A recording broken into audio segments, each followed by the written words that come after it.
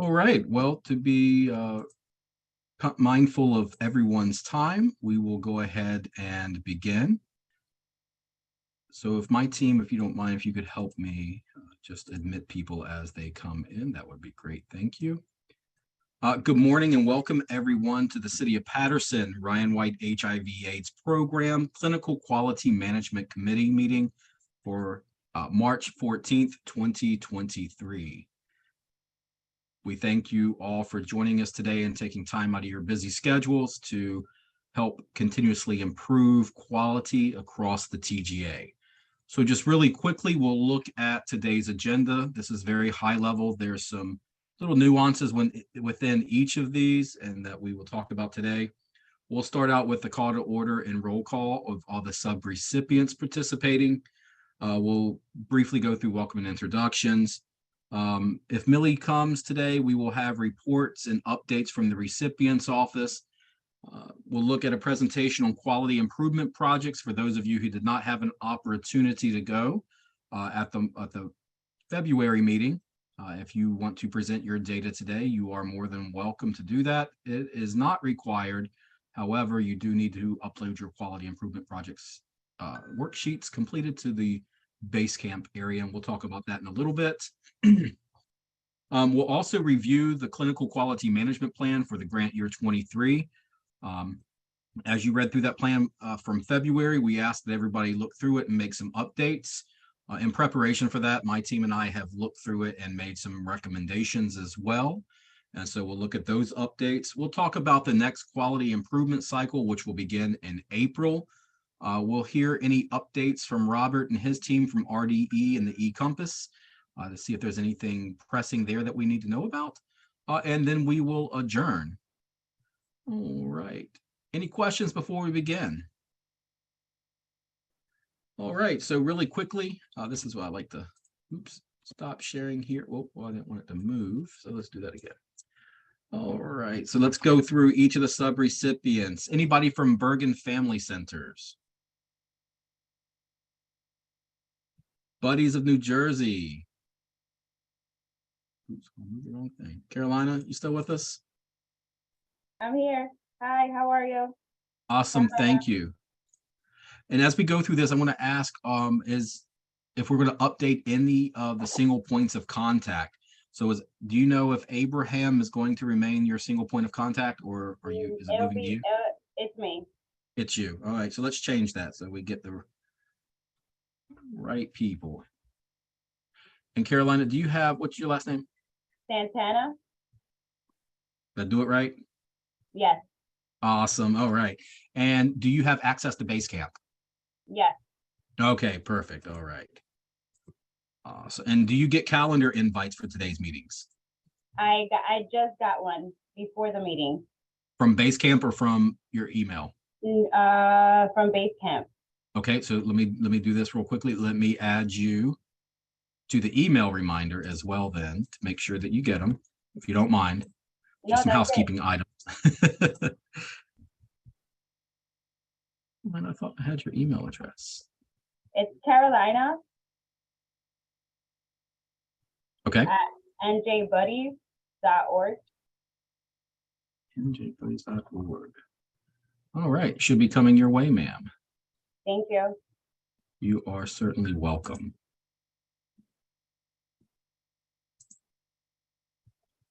All right, well, it looks like you were. Okay, I'm confused by this thing now.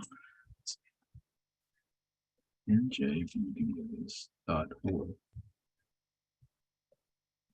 All right, thank you, Carolina. Capco, anybody from Capco? Good morning, it's Faustina Jones. And Faustina, you're replacing Tisa for right now, correct? Well, I wouldn't say replacing, but because her and I will be doing this together. So okay. For right now, I guess you could add my name along with hers. All right, let's co-host you. Yeah, there don't remove our Tisa. Thank you. No problem. Right, and if you see Miss Tisa, tell her we are thinking about her and we miss her. I certainly will. Thank you. Thank you. All right. Passaic Alliance. I see a couple of people from Passaic. Oh, you're on mute though.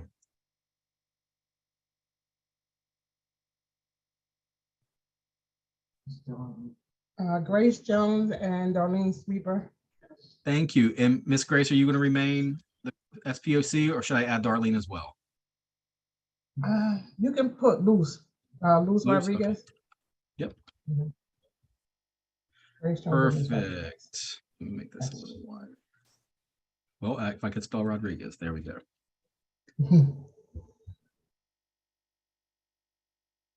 Thank you, ladies, for joining us. All right, Hackensack, Miss Donna. Good morning. Yep, we're here. All right, Miss Irene's with you? Yeah, she just had to step out and get the phone. Oh, for a no minute. worries. Okay, I'll just say good morning to Miss Irene as well. Thank you for joining us. All right, anybody from Hyacinth? All right, Northeast New Hi, Jersey. Oh, Jokabet from Hyacinth. good morning, Jokabed. Sorry, I did not see you. Good morning. All right, Northeast New Jersey Legal. I see Jennifer. Yes, Mallory couldn't make it today. She's actually out of the office. Okay. Will she remain, do you know, the single point of contact? Yes, you can add my Perfect. name as well if needed, because I'm actually not included in the emails that you guys send out. All right, would you like to be? Yes, please. I would really appreciate it. All right. Oh, let me see if I can get this. All right, and Jennifer, do you have access to Basecamp? No, I don't. All right, if you don't mind, could you drop your email into the chat? Okay, we'll do it right now. Thank you. All right, Patterson Counseling. Anyone from Patterson Counseling? Perfect. Thank you, Jennifer. We will get you in there.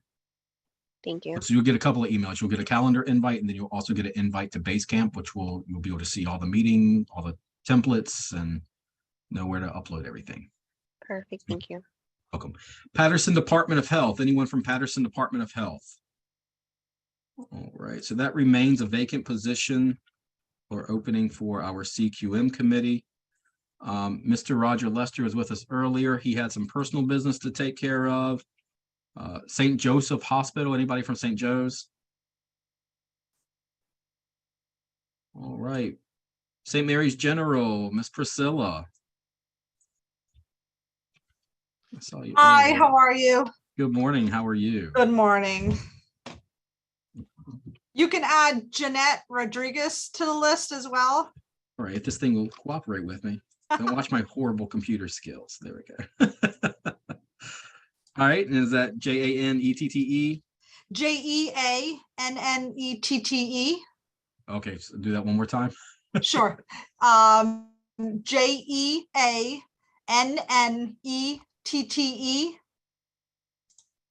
I can handle Rodriguez, I think. All right. With a Z. Yeah. Awesome. Okay, perfect. And Thank you. Miss Priscilla, if you want her to be in Basecamp and on the email reminders, if you could drop her email address in the chat as well. Yes, I will. Basecamp's a little hard because it gets blocked a lot of the times, Oh, but that's right. Okay, sometimes it sneaks through. So we'll work no on that. problem. Okay, thank you. All right, straight and narrow. I see Miss Gloria and Miss Connie. Miss Gloria, you gonna go first? Good morning, everyone. Gloria Price from Straight and Narrow Apartments. All right, and Miss Gloria, you're gonna remain the SPOC? Perfect. All right, and Miss Connie, I thought I saw Miss Connie. Yes, good morning. There you are. My name is Connie. I'm the substance abuse counselor intern here at Straight and Narrow Apartments. Good morning, everybody. Perfect. Good morning. Thank you, Miss Connie. And Team Management 2000. Anyone from Team Management?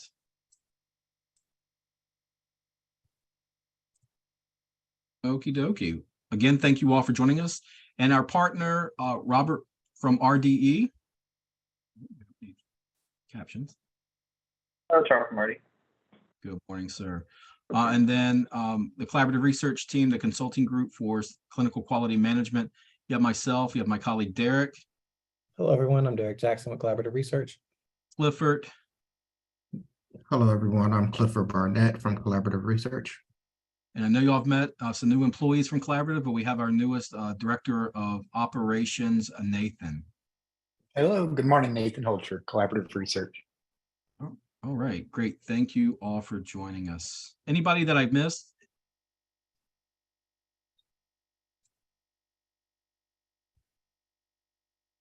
All right.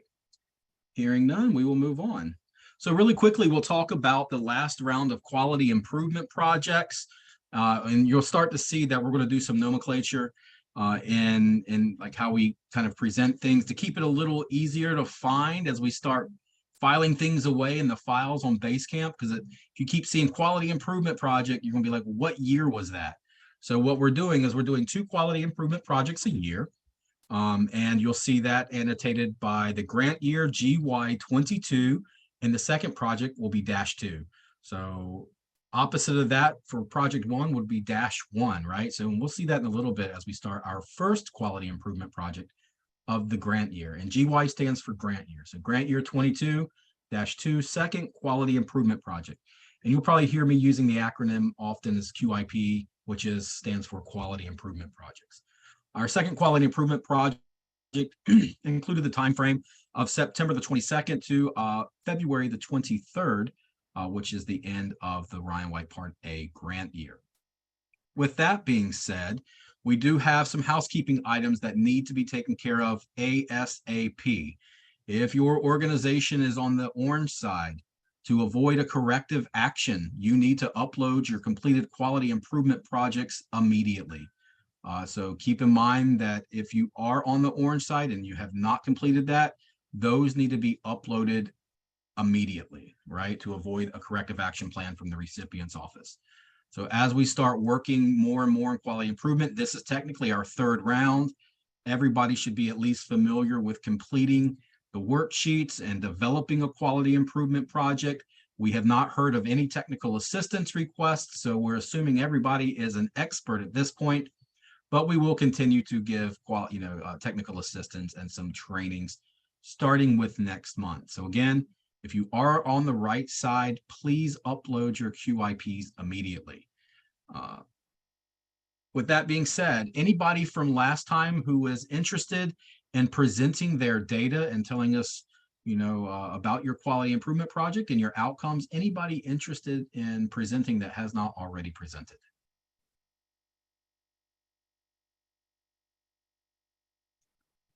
All right, for the next round, this is going to be a requirement.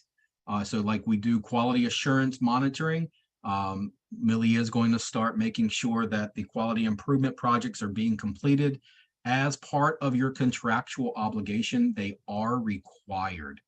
So that's also going to be starting with the next round, mandatory report outs and updates and reporting of your quality improvement projects. She's not with us at the moment, but she is going to go through some new updates in the EHB or the electronic handbook, where HRSA HAB is asking for subrecipients to voluntarily upload data into the HIV QM module. That's one of their projects. And so as we become better at quality improvement, it's highly suggested that you participate in those programs and projects as well through HRSA HAB. 1, it looks really good on the jurisdiction, and 2, it really does help you kind of report out on your quality improvement projects. Or B, it allows you to copy what HRSA is doing and make it your own, right? So you don't have to try to reinvent anything. Right. As a reminder, all of the QIP worksheets should have been uploaded by February 10th. So again, if you are on the list on the right, please upload those immediately to Basecamp. All right, now we'll talk about the grant year 23-1, meaning the first quality improvement project for the new grant year. It would typically start in March, but this is going to be kind of a shorter cycle of 2 5-month cycles. So this cycle will run from April of 2023 to August of 2023. We are asking you to do another Plan, Do, Study, Act. So remember that the last 3 parts of that Do, Study, and Act will be the final report out after you develop your quality improvement projects. Again, this will start in April of 2023. So next month, we're asking for you to develop a quality improvement project that lends itself to the theme of increasing viral load suppression. The same theme from last quality improvement cycle, but we are going to give it one more round. We saw a little bit of an increase system-wide. Many of you may have seen a huge increase individually, but when we start backing that down to the entire TGA, we saw roughly a 2% increase, right at a 2% increase. And we'll look at that data in a little bit. So we are asking that you please upload all of your quality improvement projects to Basecamp. And so how do you do that exactly? And this also goes for uploading your 22 documents. So you'll sign into Basecamp. You'll look for the folder that says Bergen-Passaic CQM, Clinical Quality Management Committee. You'll click on that folder.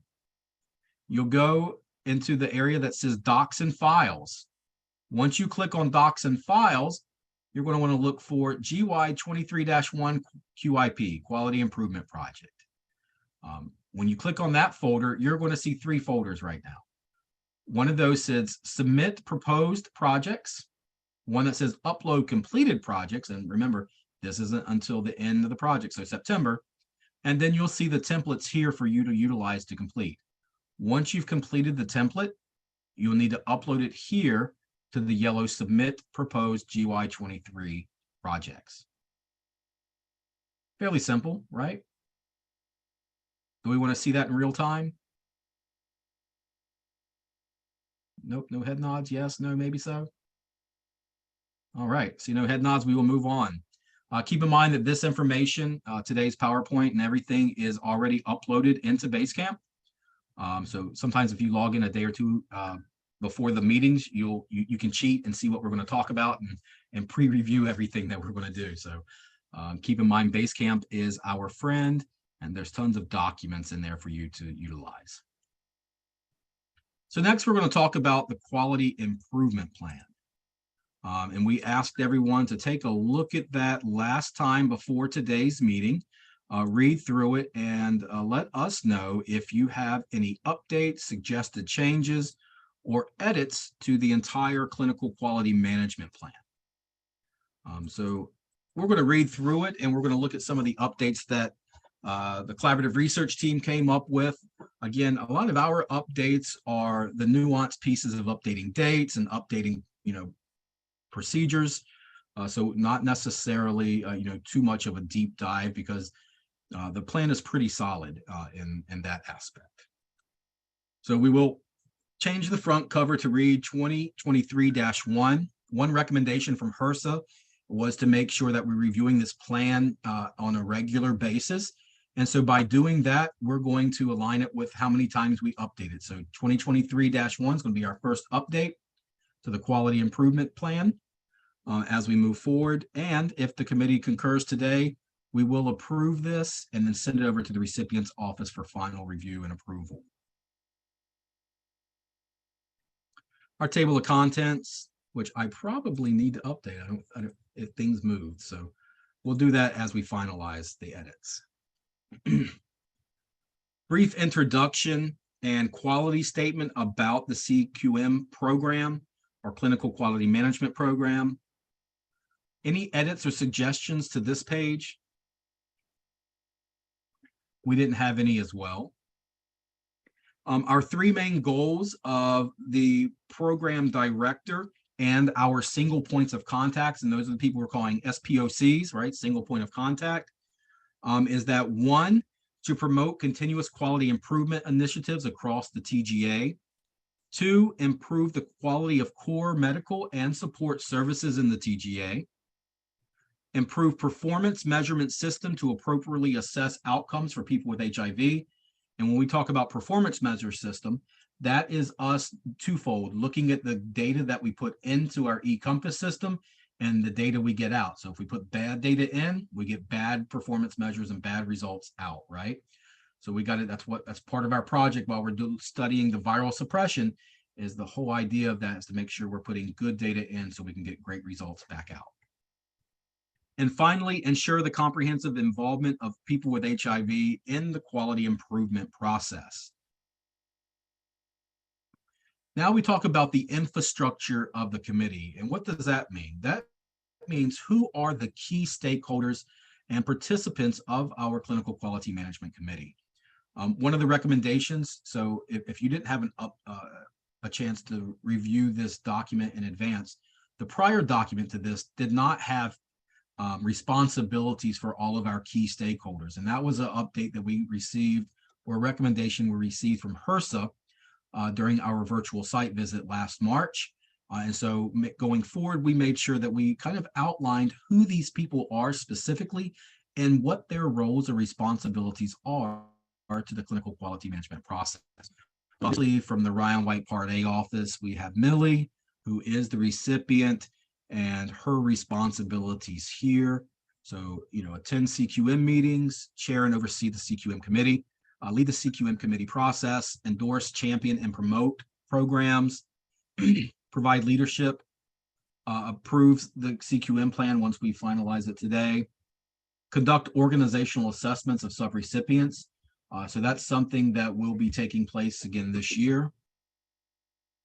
Let's see here. Approve, give guidance and directed at policies, procedures, and compliance components for clinical quality improvement. Report CQM activities to HRSA HAB, subrecipients, planning council, and community partners, and then coordinate any technical assistance and training that's required. Next, you have ourself, collaborative research, and our team. And so we list all of our team here simply because maybe someone might step in. So we want to make sure everybody's familiar with who may step in for the CQM activities. We'll be seeing a little more of Andy McCracken this year. He is our director of data analytics, and he may help us with some projects in the CQM arena of looking at viral suppression rates and determining who specifically our EIS programs should be targeting as we move forward for those people who are not virally suppressed. We are the CQM consultants for the committee. Again, we attend the meetings, coordinate and facilitate the meetings, draft updates to our annual clinical quality management plan. And if you don't mind, I'm going to go ahead and take out annual because we're going to look at this more than annually, right? So again, this was the previous to HRSA's recommendation, so we'll be looking at this at least twice a year.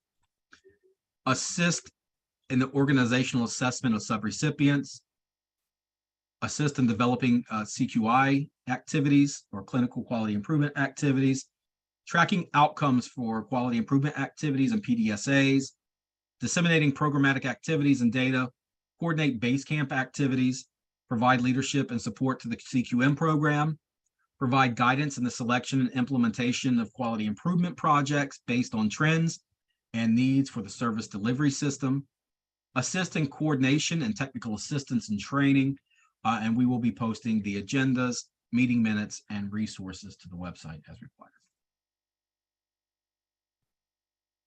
Next, our partners at RDE, or eCompass, as you probably know them more, and Robert has been assigned to help us with a lot of activities for the TGA in general, not just CQM.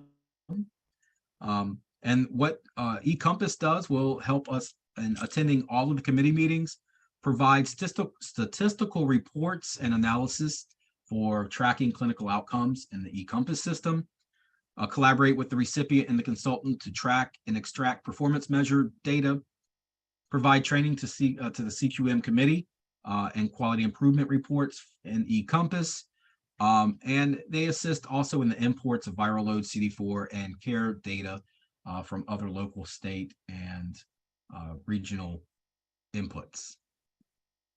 Next, we have our Part A consumers who are also in our committee. We don't specifically list these individuals for the simple fact that we do not want to disclose. We ask people to self-disclose, so we do not want to disclose someone's status, but they are an integral part of our team. And our expectation of Part A consumers are to attend committee meetings, provide guidance on the annual quality improvement plan, quality management plan, provide guidance to the TGA's quality improvement project, participate in client satisfaction surveys, actively participate in collaboration for services, help us disseminate clinical quality management and quality improvement projects that may be happening in our community to other community members, and participate in any type of mandatory training that we may have for CQM or quality improvement. All right. Next, a huge part of our CQM team are our subrecipients. Again, this is a contractual obligation that is required of all subrecipients who receive Part A services. You must participate in clinical quality improvement projects. And that program letter is Policy Clarification Notice 1502. So if you have questions about your responsibilities as a subrecipient, that's a good starting point. Again, Policy Clarification Notice 1502, which was updated in 2018. And so the subrecipients should attend CQM meetings. So if the SPOC is not able to attend, you should send someone in your place to make sure that the information is brought back to your organization and disseminated. And for instance, those who didn't make it today will probably not remember that their QIPs are due in April, right? So if you get a late start, then your QIP isn't a 5-month cycle, it becomes a 4-month cycle. So if you're not able to attend a CQM committee meeting, please send someone in your place.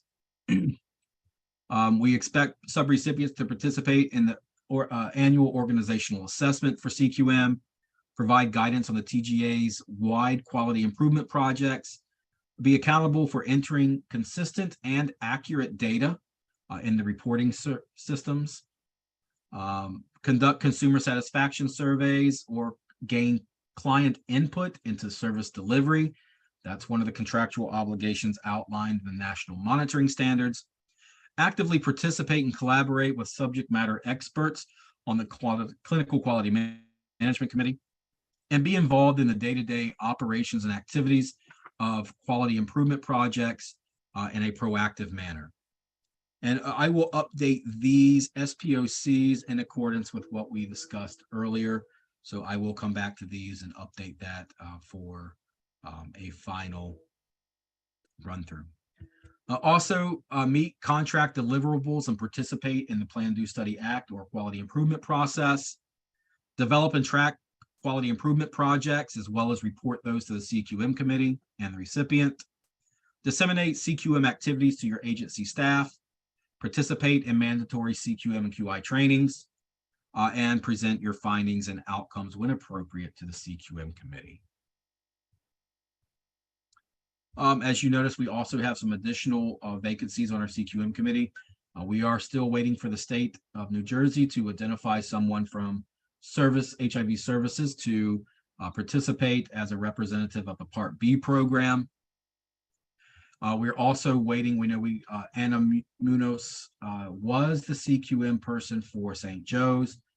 We are still waiting for Sister Fran to identify someone to participate on behalf of St. Joe's as a subrecipient and also as a Part C representative and grantee. And then finally, Denise Koba, who will be the Hopewell representative for this year going forward for housing opportunities for people with HIV/AIDS. And then finally, we also encourage community stakeholders to participate in our committee. This isn't a mandatory, but we do mandatory responsibility for our community stakeholders, but we do encourage as many community partners as possible to attend and actively participate in our CQM activities.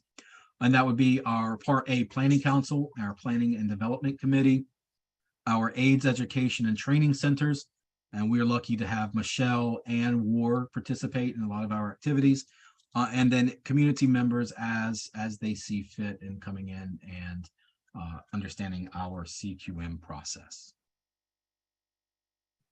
Any questions thus far for any additions to that? Are there any key partners, stakeholders, or community representatives that you feel like we might be missing that we need to reach out to or that we need to add to our plan?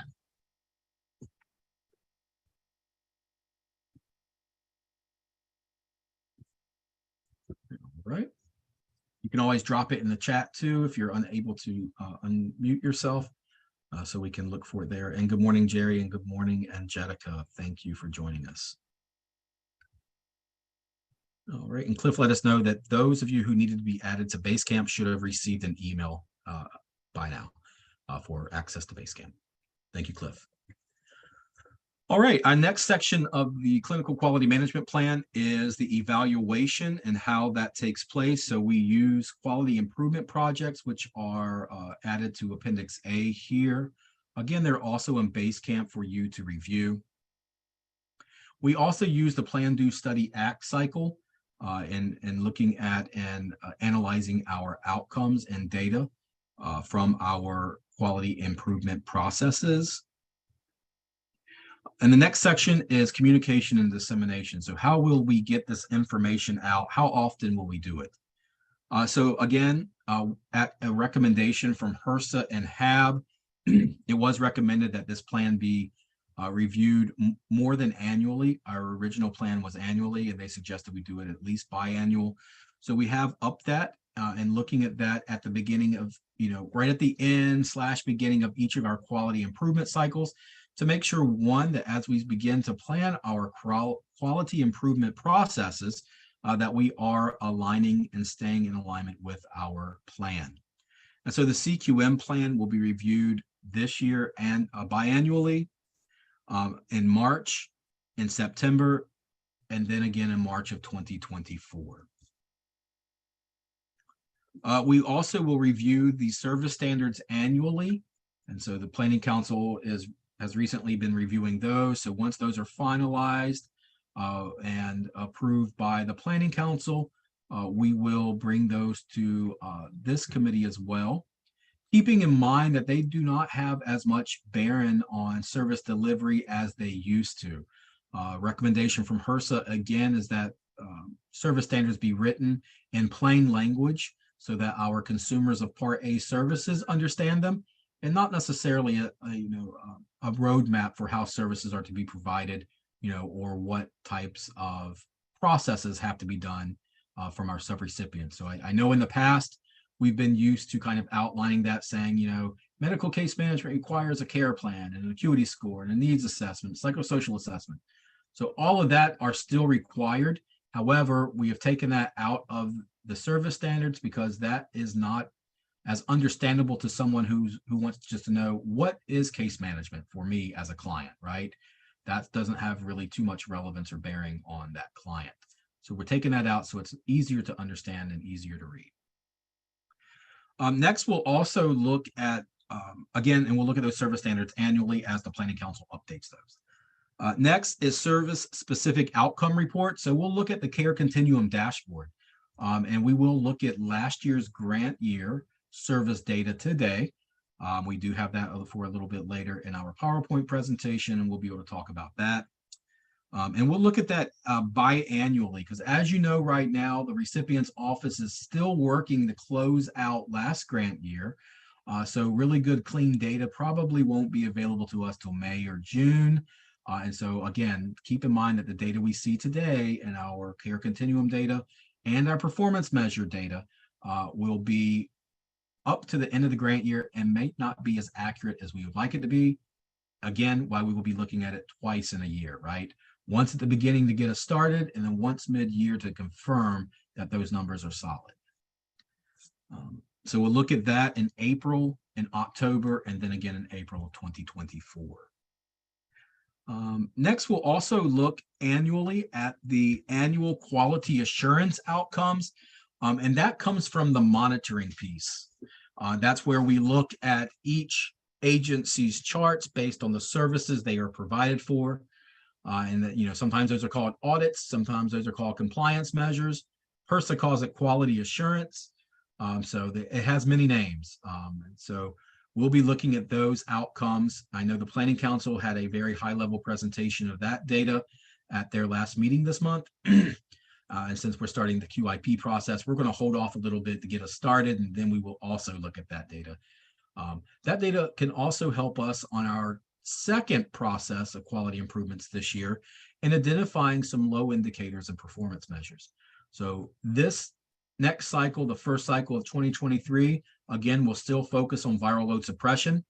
The second cycle of this year, we're going to let you choose what you would like to look at data-wise. So using the data that you have available to you in eCompass from quality assurance reports or any other type of data reports you may have, you can pick some low indicators and do a quality improvement project around that and increase those quality efficiencies.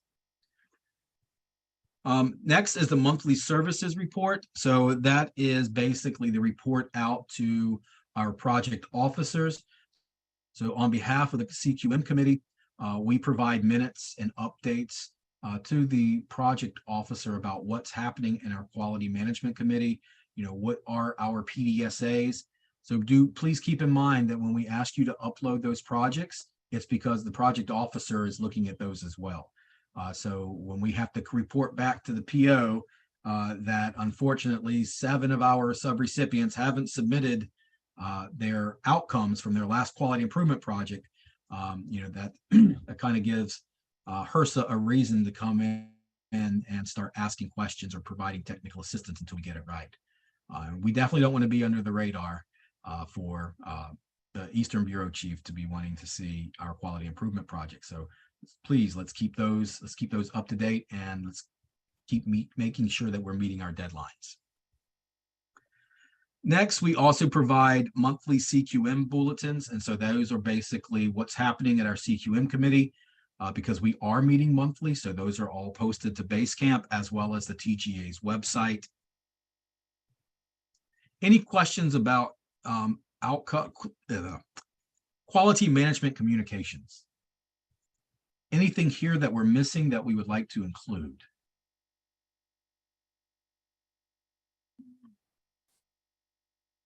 All right. Next section is performance measurement. All right.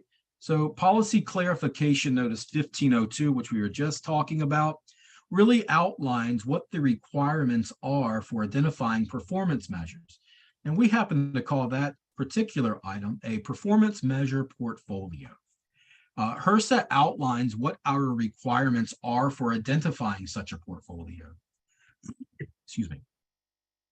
So what we do is we look at the service utilization data based on how many clients use a particular service compared to the number of eligible clients. If that percentage is less than 15%, we do not have to have a quality indicator or performance measure. If it is between 15% and 50%, HRSA requires at least one performance indicator for that particular service category. And if that if that service category receives more than 50% of eligible clients utilizing a service, then we have to have at least 2 performance measures for that particular service category. So this is last year's. It's crossed out. It's not a very good cross out. You probably can't tell that was even deleted in the edits, but this one is being deleted. And so just to look at that really quickly, we had 1, 2, 3, 4, 5 areas where performance measures were required based on the number of eligible clients, the denominator, and the numerator for those particular items. So this is the newly updated performance measure portfolio, all right?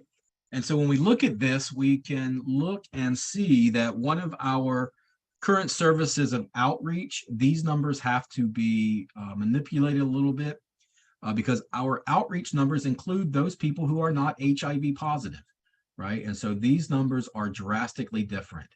And so this year we'll be looking at a performance measure indicator out of outpatient ambulatory, non-medical case management, and medical case management. And so those will require the recipient's office to do a system-wide quality improvement project, and we will identify those from Millie's office as a data project.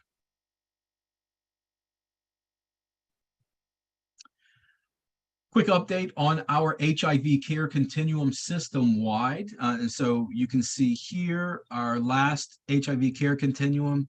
I've updated it to this year.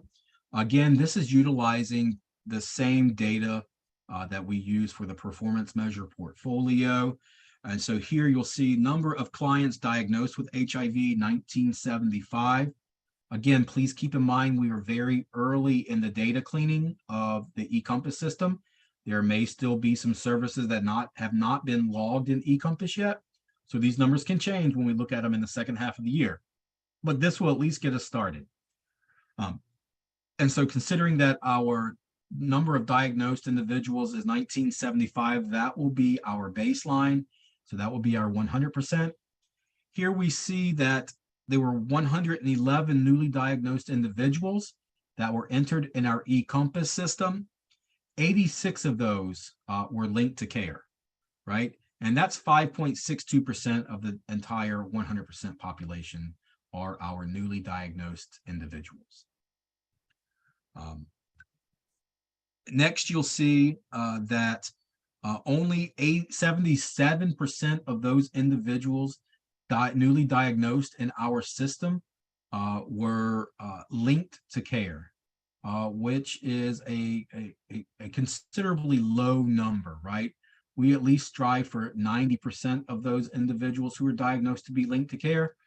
So that's a pretty low number. So maybe in the second part of our quality improvement projects this year, we can focus on what we call linkage to care and look at a data project that revolves around that.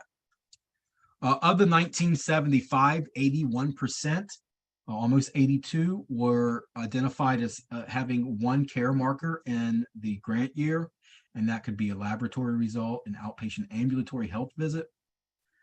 Of those 1975, only 50.33% were considered retained in care, meaning they had two care markers in a 24-month measurement period, right? So we're missing some there.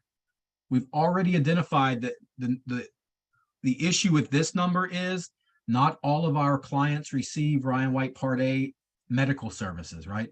So there's, again, still a huge data gap in making sure that we have indicators entered into the eCompass system.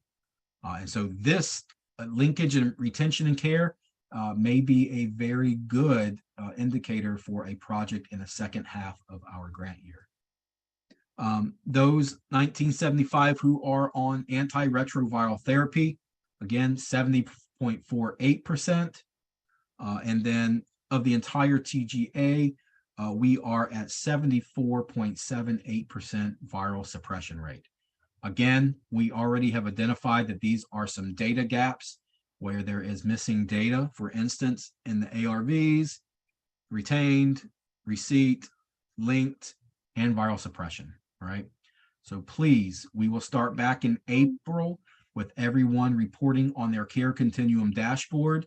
We'll also be doing a quality improvement project from the recipient's office, looking at how many people from the subrecipients, specifically our SPOCs in the Quality Management Committee, who click on that red number after each of those care continuum dashboard numbers, so that we can identify those missing data components, right?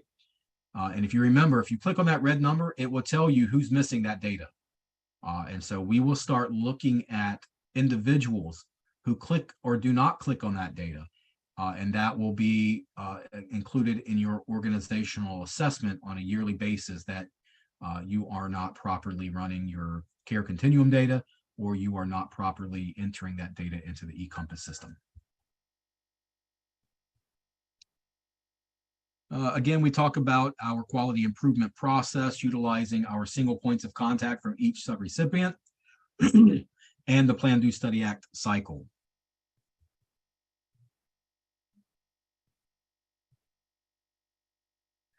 All right, our work plan. So this one has a lot of updates. And again, this is just a bunch of date changes that align with our next quality improvement cycles. So I'll briefly skim through this. So our biannual review and update of the plan, we'll look at that today. We'll look at it again in September and March of 2024. All of these areas are updated as well. These are the resolution or notes from what took place. So as we complete some of these, we'll start updating the area here with resolution notes.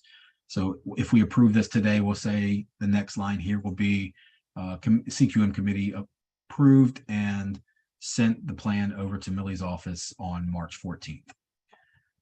Thomas, we have a hand raised. Oh, yes, Jerry. Hey, everyone. quick question, that 1975 number, those are the number of people who are in the E2 system? So that's the number of eligible Ryan White clients for the grant year 22-23. And the preface of that is Millie is still cleaning data. There could be some those numbers could go up or subsequently go down, but that data is still being cleaned. Okay, so again, just point of clarification. So is that E2 or is that our, I'll say TGA statistics? Nope, that's E2. That is E2. Okay, thank you. Yes, sir. You're welcome. And again, Jerry, that data is preliminary. We pulled it a little early because we already know that that data and RSR data is not scrubbed yet, but this is a starting point for us to get this next QIP kicked off with some baseline data. And so that's why we've moved to reviewing it twice a year now. Got it. Excuse me. Next is our subrecipients submitting their quality improvement worksheet. So we've updated that. So April and October, again, to align with GY 23-1 and GY 23-2 QIPs. Next is conduct and review subrecipient quality improvement initiatives.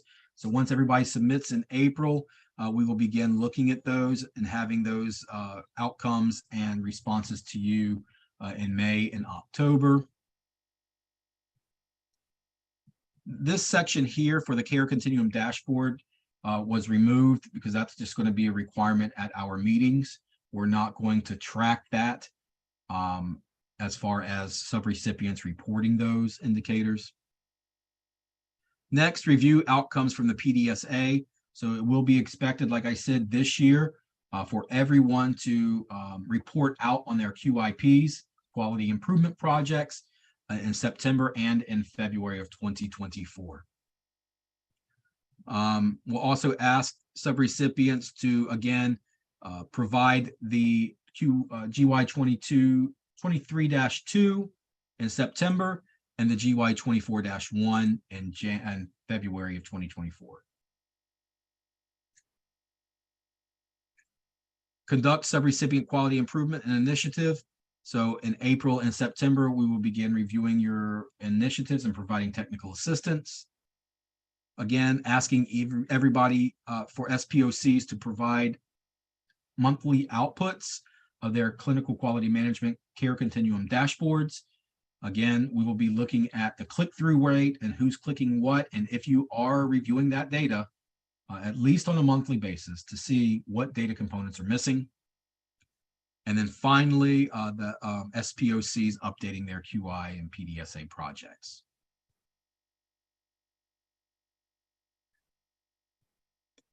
Next is our capacity building. This is where we identify some of our technical assistance opportunities through HRSA, the Target website, and our AETC. And we have been lucky enough in the last year to foster a very good working relationship with our local AETC, and Michelle and War. I have been an integral part of both this committee and our planning council. So we are thankful for that capacity development and capacity building in that aspect. So we will continue to foster that relationship. And then finally, our Appendix A is the worksheets. And again, those worksheets can be found on Basecamp.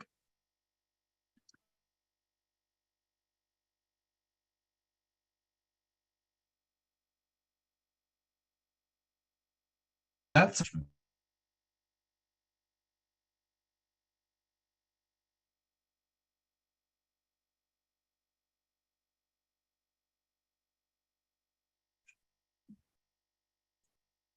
right. Any objections to anyone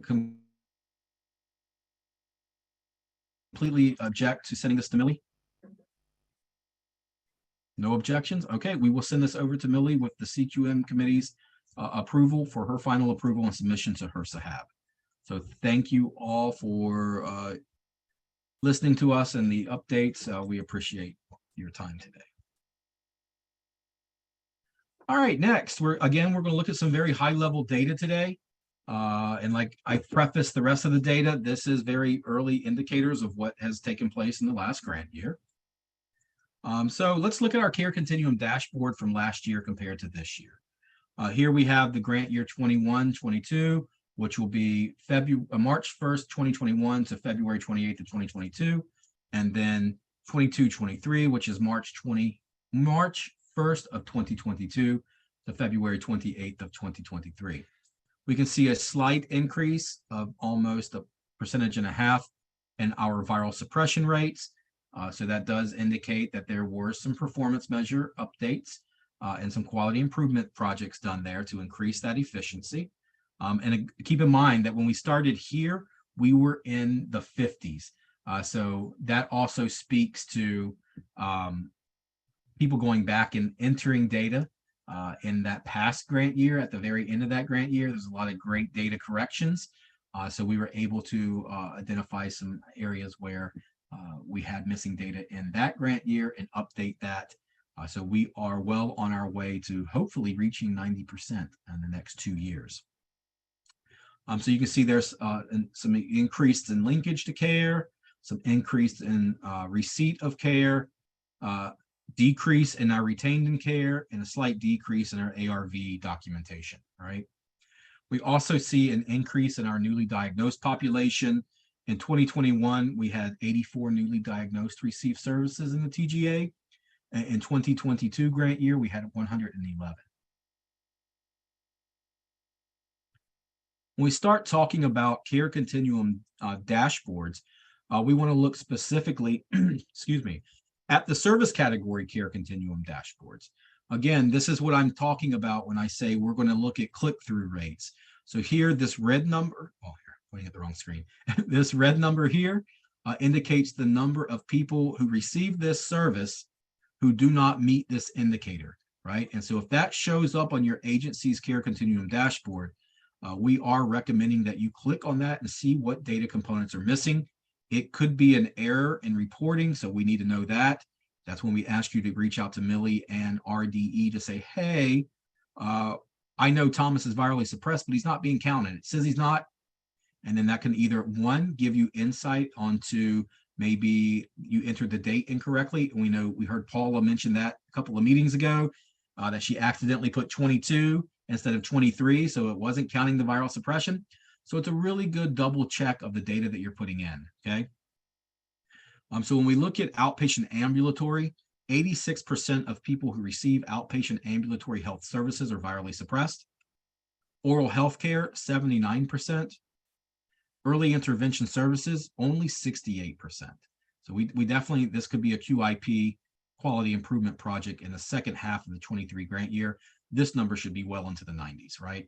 Because these are our newly diagnosed entering into care and should be our most intensively managed clients, you know, handheld on a regular basis, if not being taken to their appointments to make sure they get access to that. Mental health services at 83%, medical case management at 79%, substance use outpatient care, 81%, 100% of people of the one person who receives health insurance premium. Woo! It could have been really bad. If 2 people got it and only one was virally suppressed, would be at 50%. So statistics worked in our favor in this particular case. I'm almost positive this number hasn't been updated yet. So I do foresee that HIPSCA did serve more than one person. We're just waiting for the data to be entered correctly into the system. Again, so when we look at the differentiation between core and support services, our core services has an overall viral suppression rate of 80%. So next we'll look at our support services, and those are typically things that do not necessarily have a medical indicator, right? Or a medical service. So our non-medical case management's at 69%, food bank and home delivered meals at 83%, health education risk reduction at 74%, medical transportation services at 78%, outreach services at 58%, keeping in mind that, excuse me, of these 1,200 clients, only 52 of the outreach clients are HIV positive, right? And so that kind of starts skewing the numbers when we look at our numerator and denominators. So 77% of psychosocial support. I'm sorry, outreach. I skipped the line down. Psychosocial support, 77%. And other professional services, which includes legal. That's just a technical name. Legal used to be a standard by itself. but HRSA updated those to combine other professional services to be legal and permanency planning. So when we look at the overall support services viral suppression rate, we're at 67%. Again, our performance measure portfolio that I'm going to, oops, they're responding. Performance measure portfolio that we'll be submitting as a recommendation to Millie's office for consideration. Again, taking into consideration, the first one we showed earlier, we had everybody who had logged a service here. But what I felt was more fair was the 52 of the total population who are eligible for this service, meaning that they're HIV positive, and that would reduce that performance measure to not being required. All right, any questions about quality improvement plan, any of the data we presented today? Again, please keep in mind that this data is very preliminary and is not indicative of the entire grant year. It has not been cleaned yet. We just wanted to share some just, updated areas that we could get a good start into this quality improvement project. After this QIP, we will look at this data in more detail in September, and by then it will definitely be updated so that we have some final numbers for the grant year. All right, if there are no other questions, we will move on to updates from RDE. Robert, it is you, sir. Well, there's no updates on our side today. Oh, that was fast. All right. And with that being said, our next Quality Improvement Committee is April the 11th. If you remember earlier from the presentation, we are asking that you please upload your quality improvement worksheets by April the 7th, which is the Friday prior to the meeting. Again, please look in Basecamp for directions of how to access Basecamp properly and where to put the information in Basecamp. When you get all the way to step 4, it should go in the yellow folder, the one that says Submit Proposed GY 23-1 Quality Improvement Projects. Again, our theme is viral load suppression, right? All right, with no other questions, then we will return you to your day. We appreciate you joining us today for the CQM committee meeting, and let us know if you have any questions. All right, have a great day.